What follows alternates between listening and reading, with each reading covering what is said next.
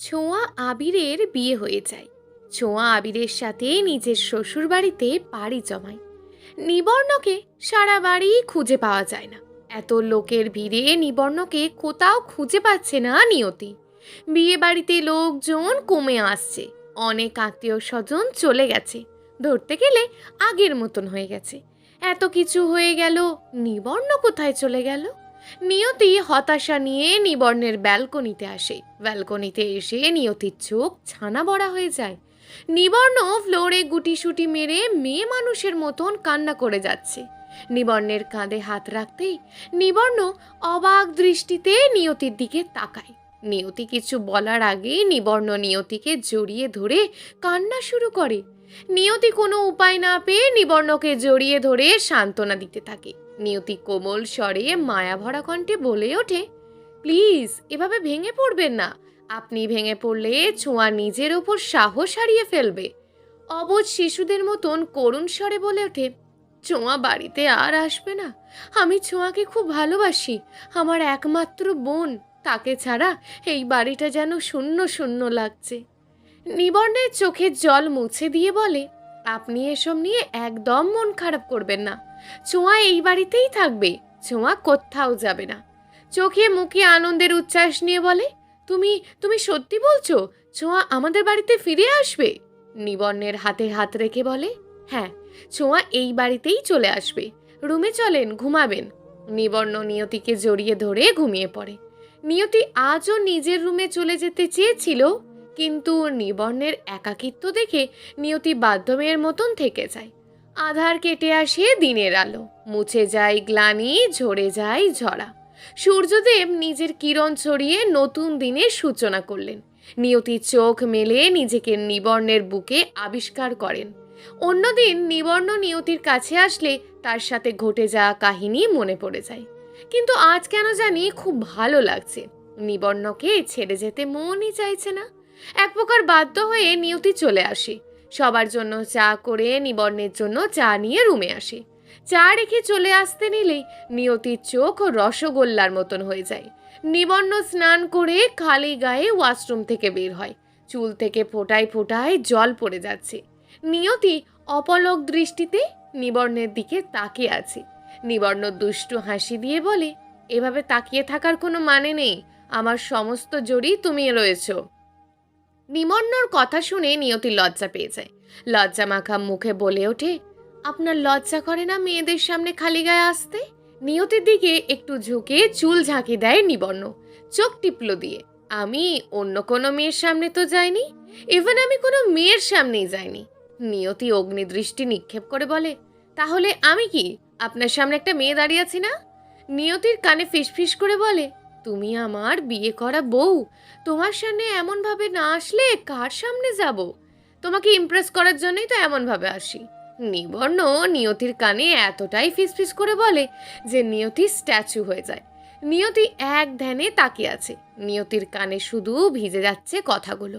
নিবর্ণ পোশাক পরে নিয়তির সামনে তুড়ি বাজায়। নিয়তির দুনিয়ায় ফিরে আসে। কি হলো, এভাবে তাকিয়ে কাকে আবিষ্কার করছো?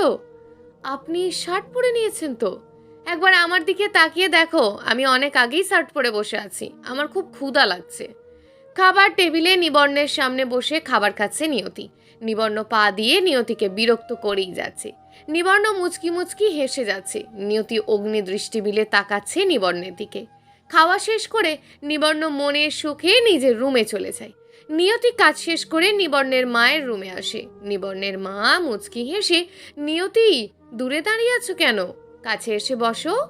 নিয়তির নিবর্ণের মায়ের একদম কাছে এসে বসে। নিয়তির হাতে একজোড়া কাঁকন পরিয়ে দেন তিনি। নিয়তি অবাক দৃষ্টিতে নিবর্ণের মায়ের দিকে তাকায়। তিনি মুচকি এসে বলে ওঠেন, এভাবে তাকিয়ে থাকতে হবে না, আমি সব কিছু জানি। নিয়তি চকিত হয়ে বলে, আপনি সব কিছু জানেন মানে? আমি কিছুই বুঝতে পারছি না।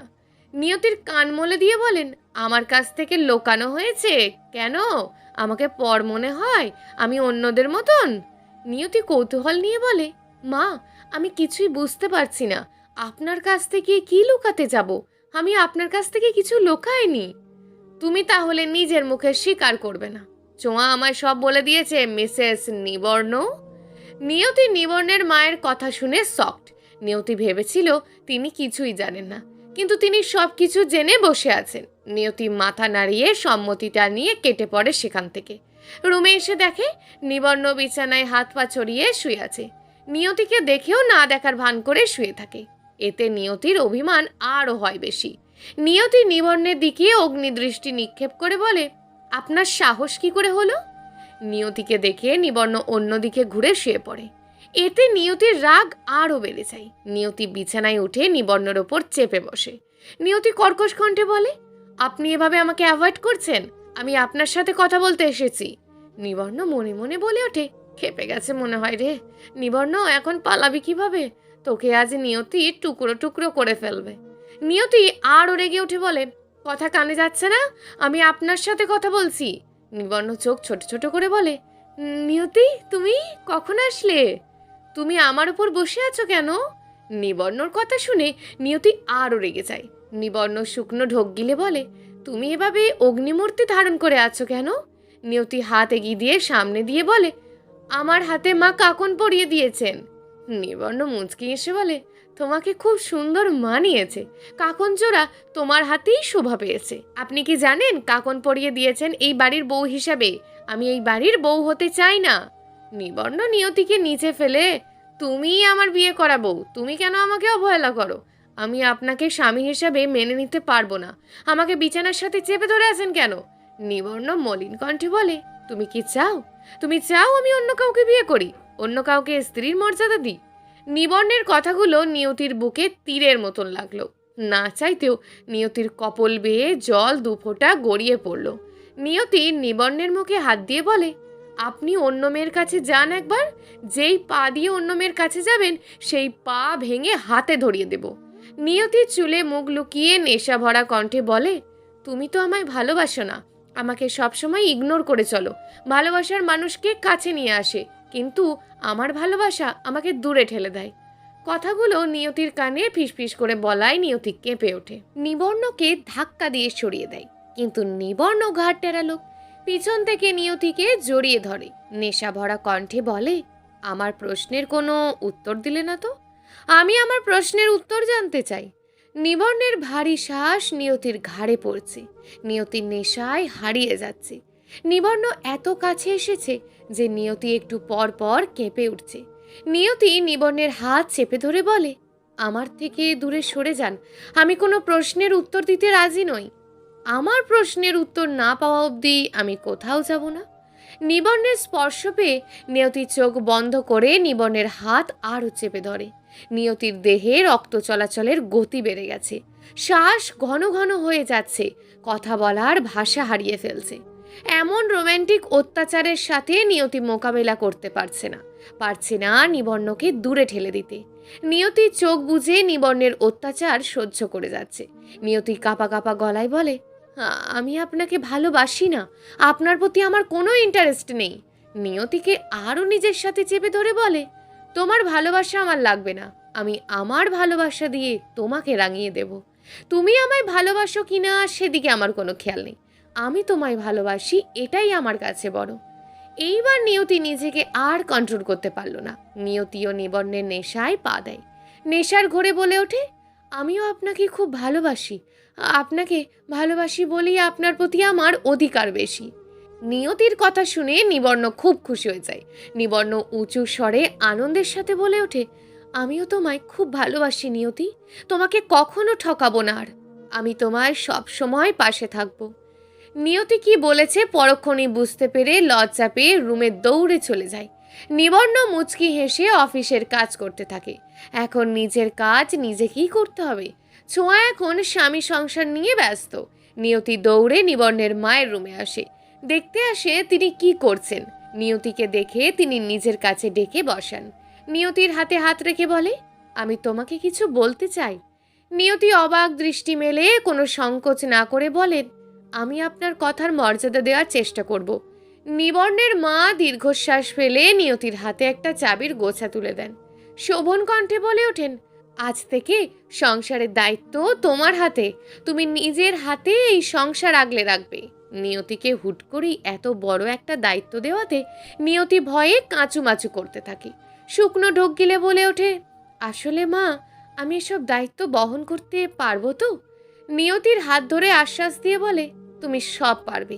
তোমার দ্বারা সব সম্ভব। কোনো কিছু থেকে ভয়ে পিছিয়ে আসবে না। কিন্তু কোনো কিন্তু না, আমি যা বলছি তাই হবে। আজ থেকে এই বাড়ি সামলানোর দায়িত্ব তোমার। নিয়তি ভয়ে ভয়ে মাথা নাড়িয়ে হ্যাঁ বোধক সম্মতি দেয়। নিয়তি চলে যেতে নিলেই নিবর্ণের মা পিছন থেকে গুরুগম্ভীর কণ্ঠে বলে ওঠেন, আমি তোমাকে এখান থেকে যেতে বলেছি, তুমি যাচ্ছ কোথায়? নিয়তি হতভম্ব হয়ে ভয়ে ভয়ে বলে, আসলে মা, অনেক কাজ আছে, সবার জন্য রান্না করতে হবে, এখনো রান্না বসানো হয়নি। গম্ভীর কণ্ঠে রাগী ভাব নিয়ে বলেন, যখন তোমাকে যেতে বলবো তখন তুমি যাবে, রান্না করার জন্য অনেক লোক আছে। নিয়তি ভয়ে হতভম্ব হয়ে বলে, ওকে মা, নিশ্চয়ই আপনার কিছু লাগবে।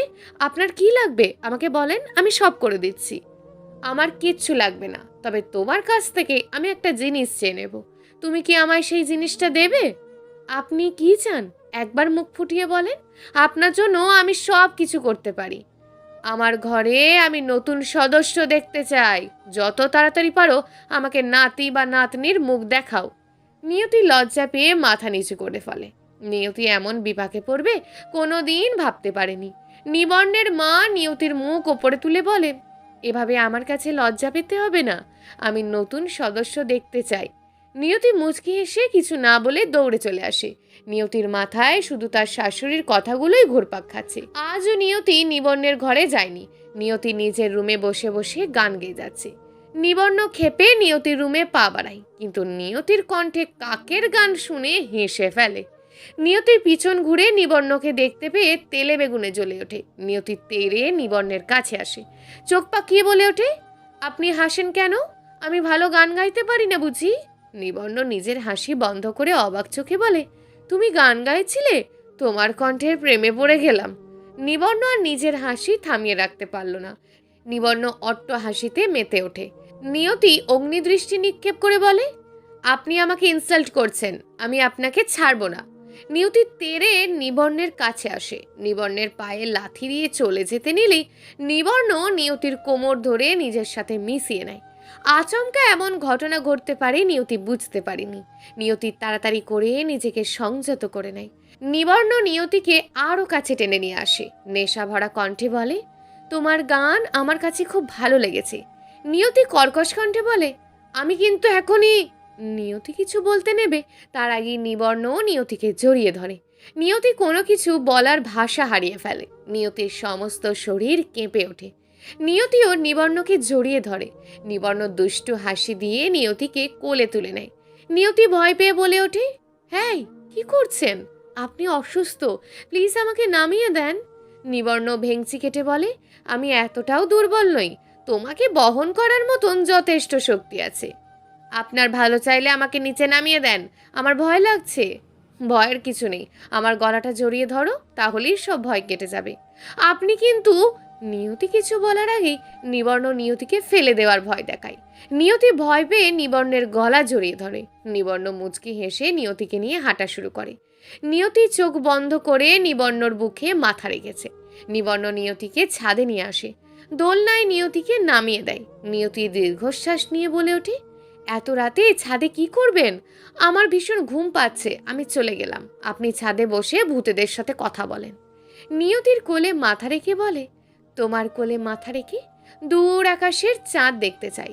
চাঁদটা যদি পূর্ণিমার চাঁদ হতো তাহলে একটা রোম্যান্টিক মুহূর্ত থাকতো, কিন্তু আফসোস পূর্ণিমার চাঁদ নয়। আপনি বসে বসে পূর্ণিমা রাতের জন্য অপেক্ষা করেন, আমি শুধু তোমার ভালোবাসার জন্য অপেক্ষা করব, অন্য কারোর জন্য অপেক্ষা করব না। আমি জেগে থাকতে পারবো না, আমার কোল থেকে উঠে দোলনায় শুয়ে শুয়ে ঘুমান আর অর্ধেক পূর্ণিমার চাঁদ দেখে যান।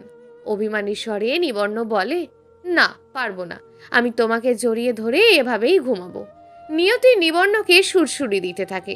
নিবর্ণ হেসে নিয়তির কোল থেকে মাথা উঠিয়ে নেয়। নিয়তি ছাড়া পেয়ে চলে আসতে নিলেই নিবর্ণ নিয়তির হাত ধরে ফেলে। নিয়তি অগ্নিমূর্তি ধারণ করে। আমার কিন্তু ভালো লাগছে না, সকালে আমার অনেক কাজ আছে। নিবর্ণ কিছু না বলে নিয়তিকে পাঁজা কোলায় তুলে নেয়। নিয়তির দিকে অপলক দৃষ্টিতে তাকিয়ে আছে আর হেঁটে হেঁটে নিজের রুমের দিকে যাত্রা শুরু করেছে। নিয়তির লজ্জা পেয়ে নিবর্ণের বুকে মুখ লুকায়। তাদের মাঝে সকল ভুল বোঝাবুঝি মিটিয়ে নেয়। তারা ভালোবাসার অসীম সাগরে নিমজ্জিত হয়ে যায়। আধার কেটে নতুন দিনের সূচনা হয়। ভোরের আলো ফুটে উঠতেই নিয়তির ঘুম ভেঙে যায়। নিয়তি নিজেকে আবিষ্কার করে নিবর্ণের বুকের মাঝে। নিবর্ণ তাকে একদম বুকের সাথে মিশিয়ে রেখেছে। নিয়তি আজ সার্থক, নিজের ভালোবাসার মানুষকে নিজের করে পেয়েছে। অনেকদিন পর নিবর্ণ আজ নতুন করে অফিসে যাচ্ছে। অফিসের কোনো কিছুই তার নখদর্পণে না থাকলেও কেন জানি আজ নিজেকে অসহায় মনে করছে। এতদিন অফিস সামলেছে ছোঁয়া আর আবির, এখন ছোঁয়া আবিরের নিজস্ব একটা সংসার হয়ে গেছে। আবির নিজের বাবার অফিস সামলাতে ব্যস্ত। নিবর্ণ নিয়তির দিকে হাঁ করে তাকিয়ে আছে। নিয়তি নিবর্ণের মুখ বন্ধ করে দিয়ে বলে, এভাবে হাঁ করে তাকিয়ে থাকলে মুখে মশা ঢুকবে। নিয়তির সোনালি পাড়ের লাল রঙের সিল্কের শাড়ি পরেছে। নিয়তির সিঁথিতে সিঁদুর, হাতে সোনার কাকন। নিয়তিকে খুব সুন্দর দেখাচ্ছে। নিবর্ণ অপলক দৃষ্টিতে নিয়তির দিকে তাকিয়ে আছে। নিয়তি নিবর্ণের টাই বাঁধতে বাঁধতে বলে, আমার দিকে না তাকিয়ে থেকে কাজে মন দিন, আমাকে দেখার কোনো মানেই নেই। নিয়তি কানে ফিসফিস করে নেশা ভরা কণ্ঠে বলে ওঠে, তোমাকে অনেক সুন্দর লাগছে, লাল শাড়িতে তোমাকে লাল পরি লাগছে। এখন কোনো কথা না বাড়িয়ে অফিসে যান, আপনার জন্যই মঙ্গল হবে। নিবর্ণ নিয়তির কপালে আলতো করে ভালোবাসার পরশ এঁকে দেয়। মায়ের পায়ে হাত রেখে প্রণাম করে অফিসের উদ্দেশ্যে যাত্রা শুরু করে। নিয়তি নিবর্ণের ভালোবাসার দিনগুলো কেটে যাচ্ছে ধীরে ধীরে ভালোভাবে। ধীরে ধীরে চলে যায় 4 মাস। এর মাঝে নিয়তি নিজেকে সংসারের সাথে খাপ খাইয়ে নিয়েছে। প্রতিদিনের মতো নিয়তি সকলের জন্য খাবার রান্না করে। আজও তার কোনো ব্যতিক্রম হয়নি। সকলে টেবিলে বসে ব্রেকফাস্ট করছে। হঠাৎ করেই নিয়তি মাথা ঘুরে পড়ে যায়। নিয়তি ফ্লোরে পড়ে যাওয়ার আগেই অন্য সার্ভেন্ট নিয়তিকে ধরে ফেলে। নিবর্ণ যত দ্রুত পারে নিয়তিকে হসপিটালে নিয়ে আসে। নিবর্ণ কেবিনের বাইরে পায়চারি করছে। ডক্টর নিবর্ণকে রুমে যেতে মানা করেছেন। দুশ্চিন্তায় বারংবার কপালের ঘাম মুছে যাচ্ছে। ডক্টর পিছন থেকে বলে উঠলেন, কংগ্রেচুলেশন মিস্টার নিবর্ণ রায়, আপনি বাবা হতে যাচ্ছেন। নিবর্ণ আলতো করে ডক্টরকে জড়িয়ে ধরে। আপনাকে অনেক ধন্যবাদ, আমি আমি আজ অনেক খুশি। ডক্টর চোখ বড় বড় করে বলে, আপনি পাগল হলে নাকি? আমাকে এভাবে জড়িয়ে ধরেছেন কেন? আমি একজন মহিলা, ভুলে গেছেন আপনি? নিবর্ণ ডক্টরকে ছেড়ে দেয়। মাথা নিচু করে বলে, আমি আমি আসলে এতটাই এক্সাইটেড ছিলাম যে উপস্থিত বুদ্ধি হারিয়ে ফেলেছিলাম, আমি দুঃখিত। ডক্টর মুচকি এসে বলে, ইটস ওকে, এমন ভুল যেন দ্বিতীয়বার না হয়। নিবর্ণ আনন্দের সাথে বলে ওঠে, ডক্টর, আমি কি নিয়তির সাথে দেখা করতে পারবো? আমি নিয়তির সাথে দেখা করতে চাই। হ্যাঁ, আপনি আপনার স্ত্রীর সাথে দেখা করতে পারবেন, কিন্তু ওনাকে কোনো বিরক্ত করা যাবে না। 2 ঘন্টা পর ওনার জ্ঞান ফিরে আসবে। আমি নিয়তিকে কোনো প্রকার বিরক্ত করব না। ডক্টর মুচকি হেসে চলে যায়। নিবর্ণ ধীর পায়ে নিয়তির দিকে অগ্রসর হতে থাকে। নিয়তির যত কাছে আসছে বুকের হার্ট এত সাড়া ফেলছে, দেহের রক্ত সঞ্চালন দ্রুত গতিতে হচ্ছে। কাঁপা কাঁপা হাত রাখে নিয়তির হাতের ওপর। চোখ থেকে টুপটুপ করে দুপোটা জল গড়িয়ে পড়ে। এটা কোনো কষ্টের কান্না নয়, আনন্দ মোহিত হয়ে চোখ থেকে জল এসে পড়েছে। নিয়তির হাত ধরে তাদের রোম্যান্টিক মুহূর্তগুলো অনুভব করে যাচ্ছে। মাঝে মাঝে নার্স এসে নিয়তিকে দেখে যাচ্ছেন, নিয়তির হাতে ভালোভাবে স্লাইন পুষ্ট হচ্ছে কিনা। অনেক সময় পর নিয়তির চোখ মেলে তাকায়। এক হাতে ক্যানোলা লাগানো, অন্য হাত ধরে রেখেছে নিবর্ণ। নিয়তি নিবর্ণের দিকে তাকিয়ে বলে, আমার কি হয়েছে? আমি হসপিটালে কেন? নিয়তির কণ্ঠ শুনে নিবর্ণ নিয়তির দিকে তাকায়। নিয়তির মুখে হাত রেখে বলে, কোনো কথা নয়, তুমি আগে সুস্থ হও, তারপর তোমাকে সবকিছু বলবো। নিয়তি অসহায় দৃষ্টিতে নিবর্ণর দিকে তাকিয়ে বলে, আপনাকে এমন উস্কো খুস্কো লাগছে কেন? আমার হাতে ক্যানোলা লাগানো কেন? আমার কি হয়েছে? নিবর্ণ মুচকি হেসে বলে, তুমি মা হতে চলেছ, তোমার গর্ভে বেড়ে উঠছে আমাদের ভালোবাসা। নিয়তি মুচকি হেসে লজ্জা পেয়ে যায়। তখনই ডক্টর এসে হাজির। নিবর্ণ ডক্টরকে উদ্দেশ্য করে বলে ওঠে, নিয়তিকে আজই বাড়ি নিয়ে যেতে পারবো তো? ডক্টর মুচকি এসে বলে, আমাদের মিষ্টি খাওয়ান, আমাদের মিষ্টি খাওয়ালে আজই নিয়ে যেতে পারেন, আর আমাদের মিষ্টি না খাওয়ালে আমরা বলতে পারবো না। নিবর্ণ কোনো কিছু না বলে দ্রুত গতিতে কেবিন থেকে বেরিয়ে যায়। নিবর্ণের এমন কাণ্ড দেখে উপস্থিত সবাই অবাক হয়ে যায়। কিছু বলল না কেন? নিয়তির হাত পা নিমেষেই ঠান্ডা হতে শুরু করলো। নিয়তি ডক্টরকে উদ্দেশ্য করে বলে ওঠে, প্লিজ ডক্টর, কিছু মনে করবে না, মেবি ওনার জরুরি কোনো কাজ পড়ে গেছে, নিবর্ণ এখনই ফিরে আসবে। It's okay. নার্স ক্যানোলা খুলে দেন। ওনার রিপোর্টগুলো কাল পেয়ে যাবেন। আজ কিছু বলতে পারবো না। ডক্টর কেবিন থেকে বের হতে নেবে, ঠিক তখনই নিবর্ণ দৌড়ে কেবিনে প্রবেশ করে। দৌড়ে আসাতে নিবর্ণ হাঁপাতে থাকে। হাতে মিষ্টির বক্স।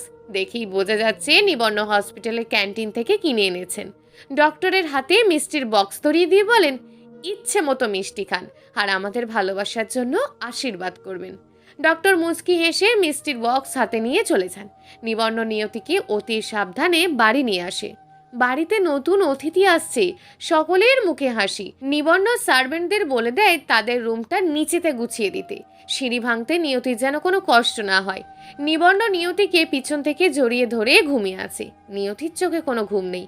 অজানা আশঙ্কা কাজ করছে, কাল সব রিপোর্ট ঠিকঠাক আসবে তো। নিয়তির কিচ্ছু ভালো লাগছে না। নিয়তি নিবর্ণের হাত সরিয়ে বিছানা থেকে উঠে পড়ে। সারা রুমে পায়চারি করছে, ঘেমে একাকার হয়ে যাচ্ছে। ব্যালকনিতে এসে র্যাকিং চেয়ারে শুয়ে আছে। বাইরে ঠান্ডা হাওয়া নিয়তির গায়ে লাগছে না। ঠান্ডা হাওয়ার মাঝেও নিয়তির একঘেয়েমিতা লেগে আছে। নিবর্ণ হাত সরাতেই শূন্যতা অনুভব করে। চোখ মেলে তাকিয়ে দেখে নিয়তি বিছানায় নেই। নিবর্ণ তাড়াতাড়ি করে বিছানা থেকে উঠে পড়ে। ঘরে লাইট অন করে দেখে নিয়তি ঘরে নেই। ব্যালকনির দরজা খোলা দেখে নিবর্ণ ব্যালকনিতে আসে। নিয়তির র্যাকিং চেয়ারে চোখ বন্ধ করে শুয়ে আছে। নিয়তির কাঁধে হাত রাখতেই নিয়তি চমকে ওঠে। নিবর্ণ অভয়বাণী দিয়ে বলে, এভাবে চমকে উঠলে কেন, কি হয়েছে? নিয়তি চকিত হয়ে বলে, আপনি কি করছেন এখানে? আমারও একই প্রশ্ন, এত রাতে তুমি ব্যালকনিতে কি করছো? আমার ঘুম আসছিল না, তাই ব্যালকনিতে র্যাকিং চেয়ারে গা এলিয়ে দিয়েছিলাম। সব বুঝলাম, কিন্তু এত রাতে ঠান্ডার মাঝে শুয়ে থাকতে কে বলেছে? নিয়তি মনে মনে বলে ওঠে, নিবর্ণকে কিছুই বুঝতে দেওয়া যাবে না। বেচারা এমনিই আমার জন্য খুব চিন্তা করে। নিয়তির সামনে চুটকি বাজিয়ে বলে, কি হলো নিয়তি, কোথায় হারিয়ে গেলে? আসলে আমি ভাবছিলাম একটা শাল গায়ে দিতে, কিন্তু যাওয়ার আলসেমির জন্য শাল গায়ে জড়াতে পারিনি। নিয়তির পেটে আলতো করে ভালোবাসার পরশ এঁকে দিয়ে বলে, তোমার গর্ভে আমাদের ভালোবাসা বেড়ে উঠছে, এখন কোনো অবহেলা করলে চলবে না। ঠান্ডা হাওয়ার মাঝে বসে আছো, যদি তোমার ঠান্ডা লেগে যায়। নিয়তি মুচকি হাসে, আমি আমাদের ভালোবাসার চিহ্নের কিচ্ছু হতে দেব না। এসব নিয়ে আপনাকে চিন্তা করতে হবে না। আমি আর কোনো চিন্তা করব না। কাল তোমার রিপোর্ট আসবে, চলো ঘুমাবে, চলো কাল তাড়াতাড়ি উঠতে হবে। নিয়তি মাথা ঝাঁকিয়ে হ্যাঁ বোধক সম্মতি জানায়। নিবর্ণ নিয়তিকে পাজা কোলা করে রুমে নিয়ে আসে। নিয়তির কপালে আলতো করে ভালোবাসার পরশ এঁকে দিয়ে জড়িয়ে ধরে শুয়ে পড়ে। টান টান উত্তেজনা নিয়ে ডক্টরের সামনে বসে আছে নিবর্ণ ও নিয়তি। ভয়ে দুজনের হাত পা ঠান্ডা হয়ে যাচ্ছে। নিয়তির মনে যত খারাপ চিন্তা আছে সব মাথায় ঘোরপাক খাচ্ছে। ডক্টর মুখ গম্ভীর করে বলে ওঠেন, মিসেস নিয়তি, আমি আপনাকে আবারও পরীক্ষা করতে চাই। নিয়তি চকিত হয়ে চোখ বড় করে বলে, ডক্টর, আমার কি হয়েছে? আপনি এভাবে ভয় পেয়ে আছেন কেন? ডক্টর মুচকি হেসে বলে ওঠে, আসলে কাল অনেকজন একসাথে এসেছিল, আমি সব রিপোর্ট গুলিয়ে ফেলেছি, তাই আবারও আপনাকে চেক আপ করাতে চাই। নিবর্ণ নিয়তির হাতে হাত রেখে বলে, ভয়ের কিছু নেই, আমি তোমার সাথে আছি। আমি থাকতে তোমাদের কোনো ক্ষতি হতে দেব না। নিয়তির চোখ ভয়ে ছলছল করছে, না চাইতেও চোখ থেকে দুফোঁটা জল গড়িয়ে পড়ল। নিয়তি নিজেকে শক্ত করে বলে, ওকে ডক্টর, আমি প্রস্তুত, আমি কোনো কিছুতেই পিছুপা হব না। নিবর্ণকে কেবিনে বসিয়ে রেখে ডক্টর নিজেই নিয়তিকে চেক আপ করতে নিয়ে চলে যান। নিবর্ণ এতক্ষণ শক্ত থাকলেও এখন ভেঙে পড়েছে। প্রায় 2 ঘন্টা হয়ে গেল, কেউ আসছে না। নিবর্ণ অনেকবার ডক্টরের কাছে যাওয়ার চেষ্টা করেছে, কিন্তু নার্স যেতে মানা করেছেন। সারা রুমে পায়চারি করে যাচ্ছে নিবর্ণ, কিছুই বুঝতে পারছে না কি হচ্ছে। নিয়তির সাথে খারাপ কিছু হবে না তো? মনে মনে সৃষ্টিকর্তাকে ডেকে যাচ্ছে। 3 ঘন্টা পর নিয়তি আর ডক্টর কেবিনে আসে। নিয়তির চোখ মুখ ভয়ে শুকিয়ে গেছে, দেখে একদম পাগল পাগল লাগছে। ডক্টরের হাতে রিপোর্ট। নিবর্ণ নিয়তিকে জড়িয়ে ধরে, আমি তোমার কিচ্ছু হতে দেব না, তুমি একদম ঠিক হয়ে যাবে। নিয়তি ভয়ে ভয়ে বলে ওঠে, পাগল হলে নাকি? আমার কিচ্ছু হয়নি, আমি একদম ঠিক আছি। গম্ভীর কণ্ঠে ডক্টর বলে ওঠে, প্লিজ আপনারা বসেন, আপনাদের রিপোর্ট আমার হাতে। নিবর্ণ নিয়তিকে ধরে চেয়ারে বসিয়ে দেন। নিবর্ণ ভয়ে ভয়ে বলে ওঠে, ডক্টর, রিপোর্ট সব নর্মাল তো? ডক্টর নিবর্ণ নিয়তির দিকে একবার তাকিয়ে মাথা নিচু করে ফেলেন। ডক্টর কিভাবে কথাটা বলবে বুঝে উঠতে পারছে না। নিবর্ণ রাগী দৃষ্টি নিক্ষেপ করে বলেন, কি হলো ডক্টর, আপনি কিছু বলছেন না কেন? ডক্টর বারংবার রিপোর্টে চোখ বোলাচ্ছেন আর নিয়তির দিকে তাকাচ্ছেন। ডক্টরের চাহনি দেখে নিয়তির যায় যায় অবস্থা। নিয়তি ভয়ে কাঁচুমাচু হয়ে গেছে। নিবর্ণের চোখ লাল হয়ে গেছে রাগে। ক্ষোভ নিয়ে বলে ওঠে, আপনি ডক্টর হয়ে তামাশা শুরু করেছেন কেন? কি হয়েছে নিয়তির, কিছু বলছেন না কেন? ডক্টর নিবর্ণের দিকে রিপোর্ট এগিয়ে দিয়ে বলে, নিয়তির দেহে হিমোগ্লোবিন উৎপাদনের পরিমাণ কম। নিজে থেকে খুব কম পরিমাণ হিমোগ্লোবিন উৎপন্ন হয়। নিবর্ণ চকিত হয়ে ভয়ে ভয়ে বলে, এখন কি করতে হবে?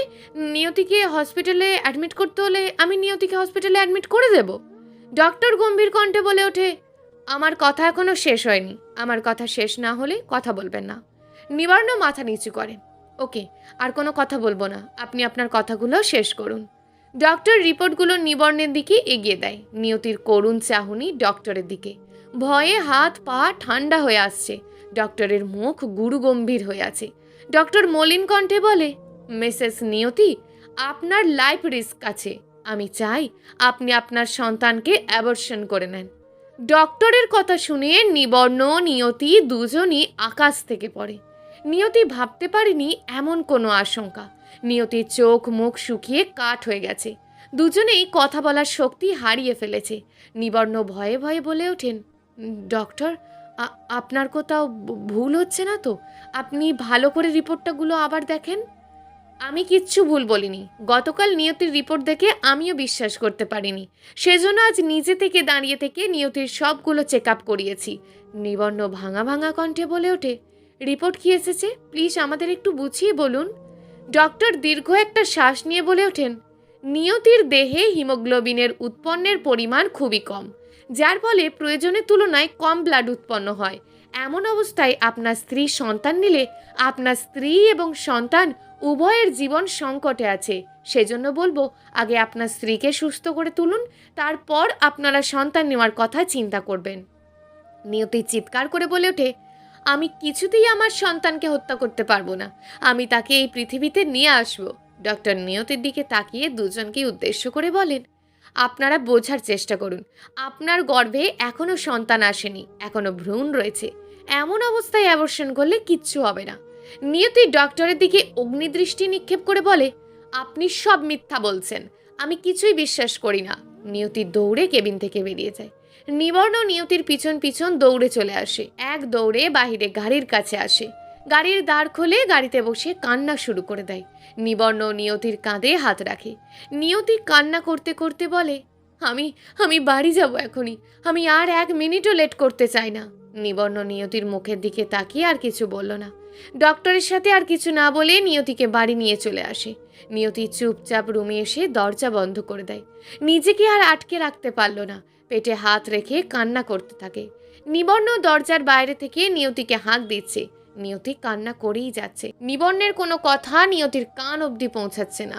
নিবর্ণের চিৎকারের শব্দ শুনে নিবর্ণের মা তাদের রুমে আসে। নিবর্ণের পিঠে হাত রেখে বলে ওঠেন, নিয়তিকে কিছু সময়ের জন্য একা ছেড়ে দাও। সে কান্না করে নিজের কষ্ট কমানোর চেষ্টা করছে। কান্না করলে অনেকটা কষ্ট কমে যায়। নিবর্ণ তার মাকে নিয়ে তার বাবার রুমে আসে। মায়ের কোলে মাথা রেখে নিবর্ণও কান্না করতে থাকে।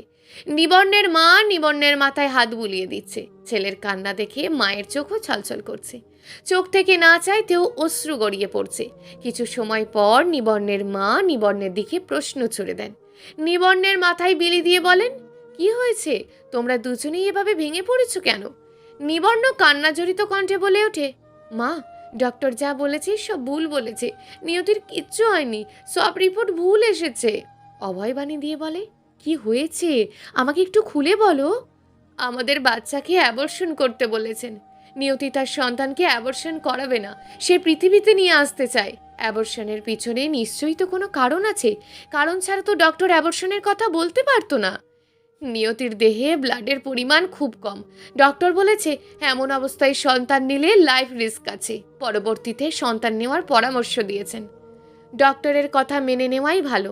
আমি কাউকে হারাতে পারবো না, হারানোর কষ্ট আমি জানি। তুমি নিয়তিকে বুঝিয়ে বলো, সন্তান পরে নিতে পারবে, এখনো ভ্রূণ আছে, অ্যাবর্শন করলে তেমন কোনো কষ্ট হবে না। কিন্তু নিয়তি নিবর্ণকে থামিয়ে দিয়ে বলে, আমার কাছে নিয়তির জীবনের মূল্য অনেক বেশি। আমি চাই না অকালে কেউ মৃত্যুর কোলে ঢলে পড়ুক। নিবর্ণ মাথা নিচু করে বলে, ওকে মা, আমি নিয়তিকে বোঝানোর চেষ্টা করব। অ্যাবর্শনই একমাত্র রাস্তা, তাকে বোঝাবো আমি। তোমাকে প্রয়োজন হতে পারে, তুমি নিয়তির কাছে যাও। নিয়তি কান্না করতে করতে চোখ ফুলিয়ে ফেলেছে। নিবর্ণের ডাক শুনে নিয়তির দরজা খোলে। নিবর্ণকে দেখেই নিয়তি জড়িয়ে ধরে, কান্না করতে থাকে। মাথায় হাত বুলিয়ে নিয়তিকে সান্ত্বনা দেওয়ার চেষ্টা করে। রাতে না খেয়ে নিয়তি নিবর্ণকে জড়িয়ে ধরে ঘুমিয়ে পড়ে। নিয়তি ঘুমিয়ে পড়লেও নিবর্ণের চোখে ঘুম নেই। বারবার নিয়তির ইনোসেন্ট মুখটার দিকে তাকাচ্ছে, একদম ছোট বাচ্চার মতন ঘুমিয়ে আছে। নিবর্ণ নিয়তির দিকে তাকিয়ে থেকে কখন ঘুমিয়ে পড়ে জানা নেই। জীবনে চলার পথে কত বাধা, কত বিপত্তি আসবে।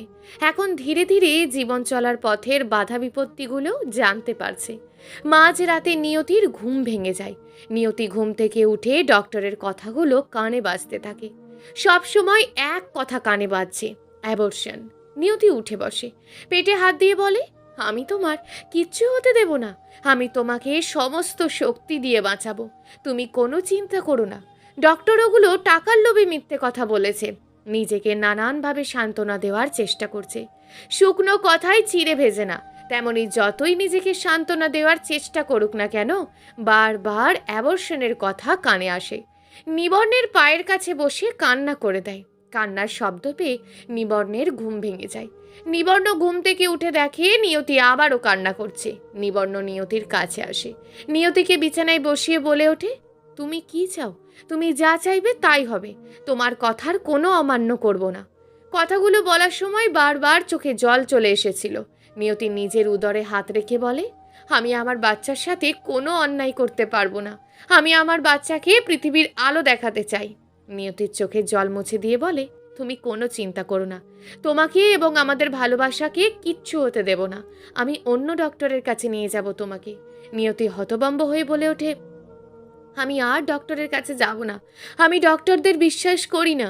নিবর্ণ ভারী শ্বাস ফেলে গম্ভীর কণ্ঠে বলে, আমি তোমার কথা রেখেছি, তুমি আমার কথা মতো চলবে এখন।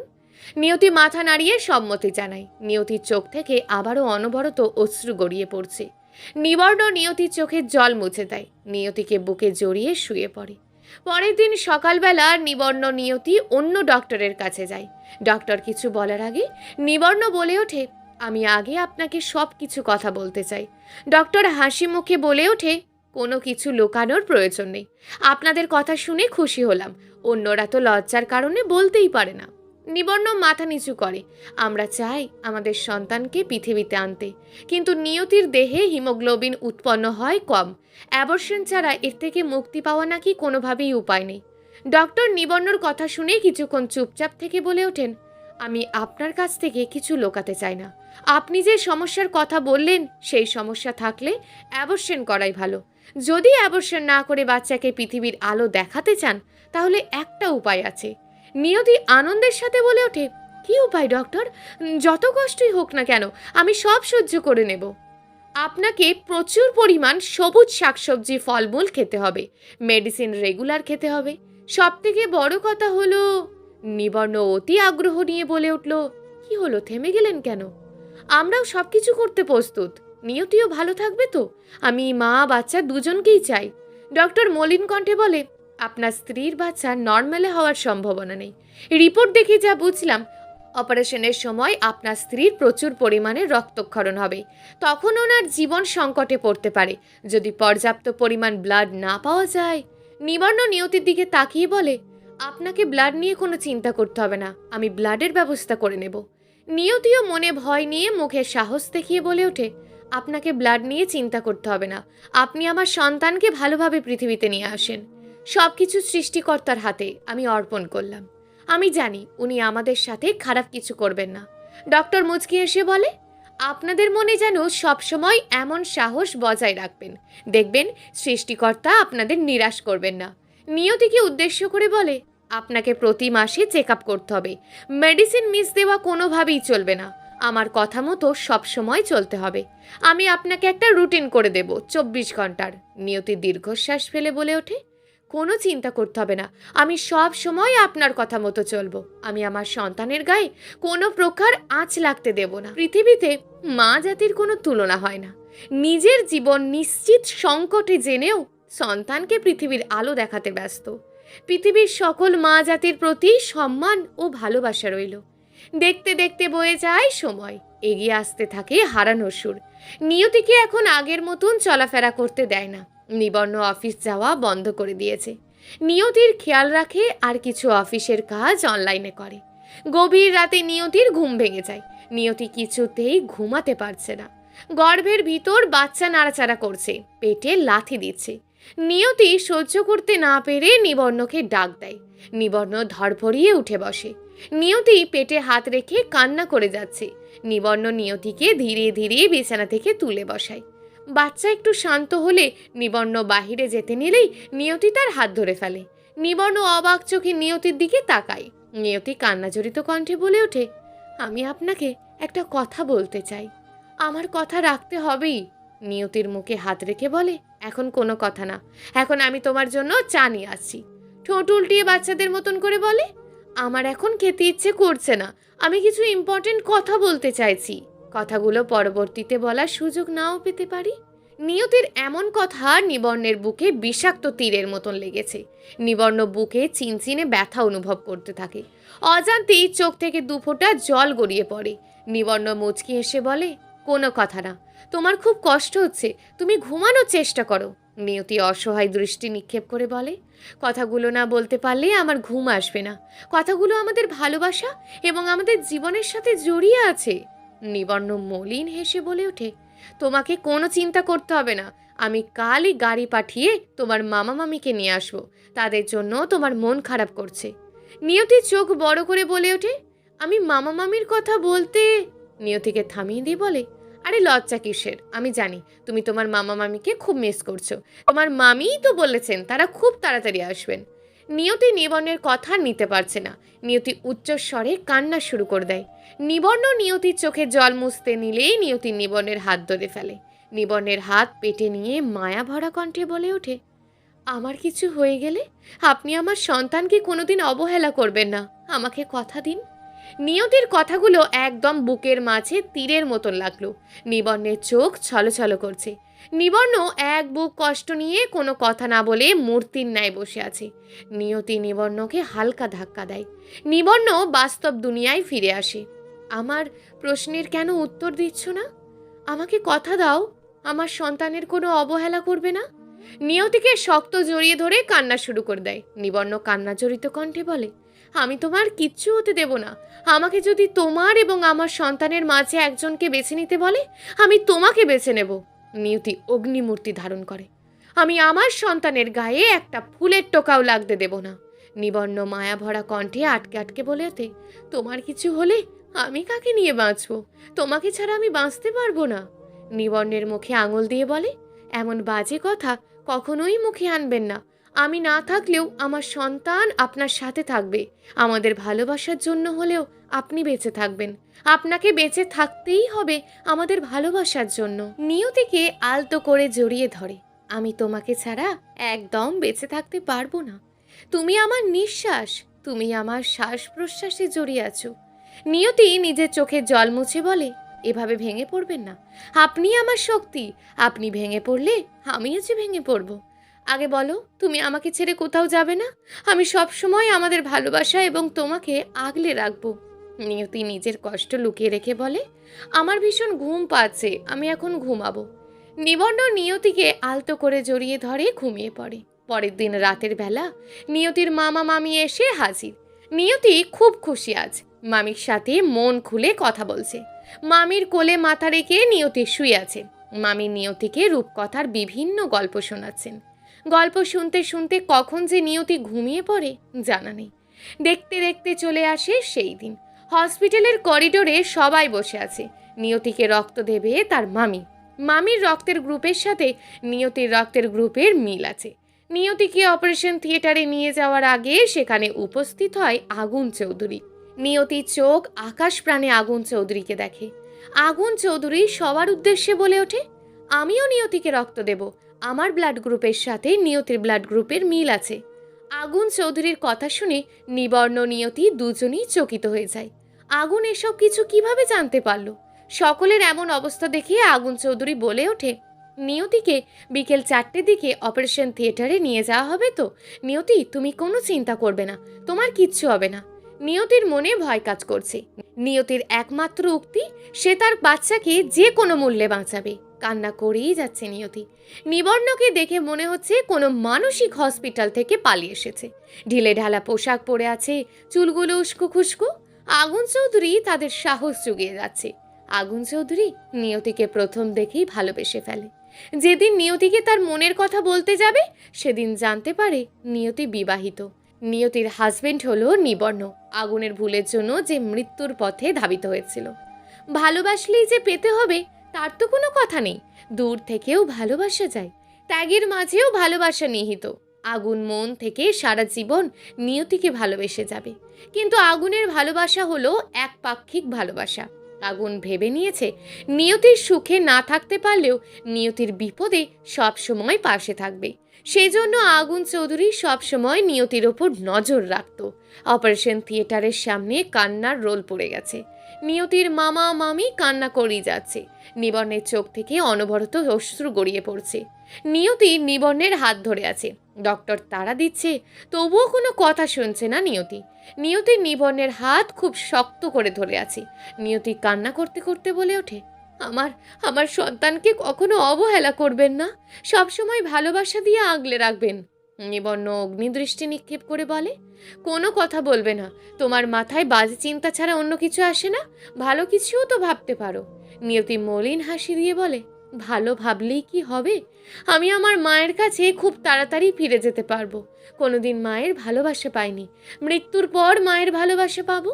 মামির হাত ধরে মামিকে উদ্দেশ্য করে বলে, মামি, তুমি আমাকে তোমার মেয়ের চেয়েও বেশি ভালোবাসা দিয়েছো। তুমি আমার জন্য যা করেছো, নিজের মা থাকলেও এমন করতো না। মামি নিয়তির কপালে আলতো করে ভালোবাসার পরশেকে দিয়ে বলে, তোমার কিচ্ছু হবে না, আমি তোমাকে নিজের মেয়ে ছাড়া অন্য কিছু ভাবতেই পারিনি। মামি, আজ তোমার কাছে একটা জিনিস চাইবো, তুমি আমায় দেবে? আমি তোমার জন্য আমার জীবন দিয়ে দিতেও প্রস্তুত, তোমার জন্য আমি সব করতে পারবো। তুমি আমাকে যতটা ভালোবাসা দিয়েছো, আমার সন্তানকে ততটাই ভালোবাসা দেবে মামি। আমি না থাকলে মায়ের অভাব বুঝতে দেবে না, আর একটা সুযোগ দেবে। আমি সৃষ্টিকর্তার কাছে প্রার্থনা করব, তোমার কিচ্ছু হবে না। সৃষ্টিকর্তা আমার মেয়েকে কেড়ে নিতে পারে না। আমাকে একবার জড়িয়ে ধরবে মা? অসহায় দৃষ্টিতে মামির দিকে তাকিয়ে আছে। মামি নিয়তিকে জড়িয়ে ধরে কান্না শুরু করে দেয়। কান্না করতে করতে বলে ওঠেন, আজ থেকে আমার কোনো আফসোস নেই, আমি আমার মেয়েকে পেয়ে গেছি। ডক্টর তাড়া দিয়ে বলে, প্লিজ এখানে ভিড় করবেন না, আমাদের কাজ করতে দেন। আর কিছু বলার সুযোগ না দিয়ে নিয়তিকে অপারেশন থিয়েটারে নিয়ে যান। আগুন চৌধুরী 1 পাউন্ড ব্লাড দেন আর মামি 1 পাউন্ড ব্লাড দেন। নিবর্ণ মাথা চেপে ধরে করিডোরে বসে আছে। নিবর্ণকে সাহস জুগিয়ে যাচ্ছে আগুন, কিন্তু আগুন চৌধুরীর কোনো কথা নিবর্ণের কান অবধি পৌঁছাচ্ছে না। নিয়তির কথাগুলো নিবর্ণের কানে বাজছে। বাচ্চার কান্নার শব্দে সকলের মুখে হাসি ফুটে ওঠে, কিন্তু নিবর্ণ একদম ভেঙে পড়ে। নিবর্ণ নিয়তি বলে চিৎকার করে ওঠে। নিবর্ণের আর কিছু মনে নেই। নিয়তি বলার পরই নিবর্ণ জ্ঞান হারিয়ে ফেলে। নিবর্ণের জ্ঞান ফিরে আসার পর আগুন চৌধুরীর কোলে করে নিবর্ণের বাচ্চাকে নিয়ে আসে। নিবর্ণ বাচ্চার দিকে না তাকিয়েই বলে ওঠে, আমার আমার নিয়তি কোথায়? আমি নিয়তির কাছে যেতে চাই। নার্স বলে ওঠেন, মা ও ছেলে দুজনেই ভালো আছে, আপনি আপনার স্ত্রীর সাথে দেখা করতে পারেন। নিবর্ণ ছেলেকে কোলে নিয়ে ধীর পায়ে নিয়তির কেবিনে প্রবেশ করে। ছেলেকে মামির কাছে দিয়ে নিয়তিকে আলতো করে জড়িয়ে ধরে বলে, হ্যাঁ সৃষ্টিকর্তা, আপনি আমাদের কথা রেখেছেন, আমার আর কিচ্ছু চাওয়ার নেই আপনার কাছে। নির্মল তার বাবাকে ঘোড়া বানিয়ে খেলছে। নিয়তির বাবা ছেলে এমন কাণ্ড দেখে হেসে ওঠে, ছেলেকে পেয়ে আমার কথা ভুলেই গেছেন। নিবর্ণ ছেলের কপালে আলতো করে ভালোবাসার পরশ এঁকে দিয়ে বলে, নির্মল, তুমি তোমার দাদুর কাছে যাও, তোমার দাদু তোমাকে ডাকছে। নিয়তির চোখ ছোট করে বলে, নির্মল কোথাও যাবে না, বাবা আমার কাছে এসো, আমরা খেলা করব। নিবর্ণ ছেলে নির্মলকে কোলে নিয়ে মামির কাছে দিয়ে আসেন। মামা মামিকে আর যেতে দেয়নি। মামা মামিকে এখানেই রেখে দিয়েছে। নিয়তি পিছনে ফিরে চলে আসতে নিলেই নিবর্ণ নিয়তির কোমরে হাত দিয়ে কাছে টেনে নেয়। তুমি সারা জীবন আমার ভালোবাসার সঙ্গী হয়ে থাকবে। তোমাকে কেউ আমার কাছ থেকে আলাদা করতে পারবে না। নিয়তি নিবর্ণকে জড়িয়ে ধরে বলে, আমি এক চিলতে সিঁদুর নিয়ে মরতে চাই। আমি থাকতে আপনার কিচ্ছু হতে দেব না। আমিও আপনাকে খুব ভালোবাসি। সমাপ্ত। গল্প এক চিলতে সিঁদুর। লেখক অধীর রায়।